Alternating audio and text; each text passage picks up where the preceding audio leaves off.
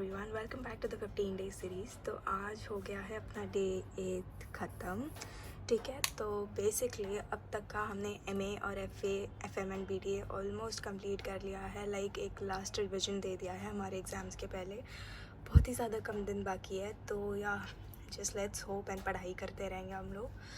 तो अभी जो है, अभी 2 सब्जेक्ट्स हमने रिवाइज़ कर लिया है। ठीक है, now it starts with corporate accounting and auditing और ओएमएसएम। यही लास्ट है, यही इन दोनों के बाद सीधा हमें एग्ज़ाम्स देना है।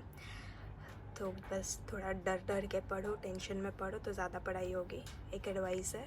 बट इतना भी टेंशन मत लेना कि तुम आउट ऑफ कंट्रोल हो जाओ। तो या तो बेसिकली काम की बात पे आते हैं।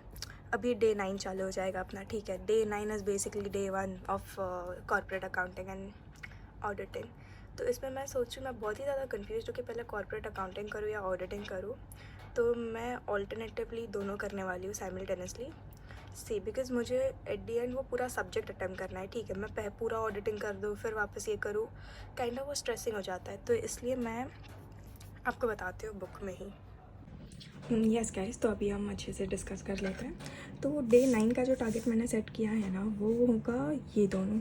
ठीक है, जैसे मैंने अपने पहले वीडियो में भी कॉर्पोरेट अकाउंटिंग के इंपॉर्टेंट क्वेश्चंस वाले वीडियो में बताया था कि हमें जो सीक्वेंस रखना चाहिए कॉर्पोरेट अकाउंटिंग का, इट शुड भी उल्टा 5 4 3 2 1 इस ऑर्डर में ही जाना चाहिए। तो मैंने लास्ट के 10 डेज़ में प्रोबेबली काइंड ऑफ ये कंप्लीट किया है ढंग से। मुझे और ज़्यादा अच्छे से परफेक्शन के साथ ये दोनों मॉड्यूल्स को अच्छे से कंप्लीट करना है। तो उसके लिए मैं ये कल का दिन पूरा, नॉट पूरा बट शाम के आई गेस 7 to 8 PM तक का मैं ये वाला पूरा कंप्लीट करने का देखूँगी।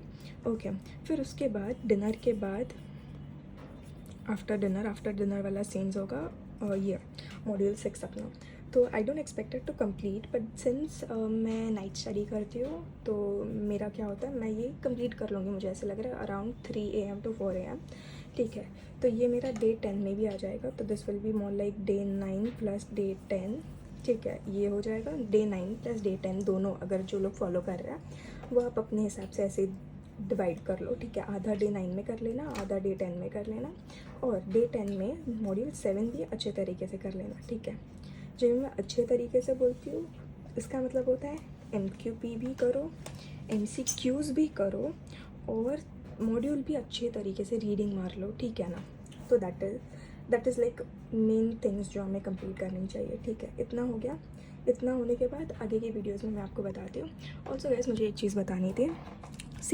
प्रैक्टिकल जो भी सब्जेक्ट्स हैं ना, अभी जैसे कि FM हो गया, FM में एक तो खुद ही मैं मतलब मुझे उसका अलग खौफ रहता है। तो इसलिए मेरे पास इतना कुछ स्ट्रैटेजी या कुछ है नहीं। जब भी मैं खुद ही कंफ्यूज हूँ तो मैं दूसरों को क्या एडवाइस दूँ इस टाइम पे। तो it is like I am experimenting on my self regarding FM। तो इसलिए मैं FM के बारे में मैं ज़्यादा बोल रही हूँ, because it's like an experiment for me and I don't want to share something, you know, कुछ ऐसा मैं शेयर नहीं करना चाहती हूँ जो दूसरों के लिए वर्कआउट ना करे and which is like not applicable to me. तो मैं दूसरों को कैसे एडवाइस दे दूँ। सो इसलिए मैंने FM का कुछ नहीं किया।